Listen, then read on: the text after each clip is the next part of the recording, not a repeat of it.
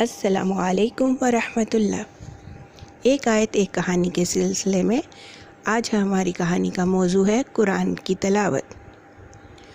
سورۃ المزمل میں اللہ تعالیٰ نے فرمایا فَاقْرَؤُوا مَا تَيَسَّرَ مِنَ الْقُرْآنِ، جس قدر ممکن ہو قرآن کی تلاوت کیا کرو۔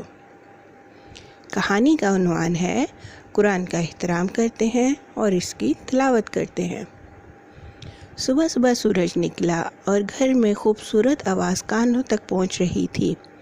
یہ آواز تو فاطمہ کے بابا کی ہے جو قرآن کی تلاوت کر رہے تھے۔ فاطمہ بابا کے قریب گئی اور کہا صبح بخیر بابا جان۔ بابا نے مسکراتے ہوئے جواب دینے کی بجائے سر کو ہلایا۔ فاطمہ نے اپنے آپ سے کہا میں جانتی ہوں بابا بات کیوں نہیں کر رہے، وہ یہی چاہتے ہیں کہ میں اس وقت تک بات نہ کروں جب تک قرآن کی تلاوت مکمل نہیں ہو جاتی، کیونکہ قرآن مجید اللہ کا کلام ہے اور ہمیں اس کا احترام کرنا چاہیے۔ اس وقت فاطمہ دوڑتی ہوئی گئی اور چھوٹا سا قرآن مجید اٹھا لائی، اسے کھولا اور جو کچھ اسے یاد تھا اس کی تلاوت کرنا شروع کر دی۔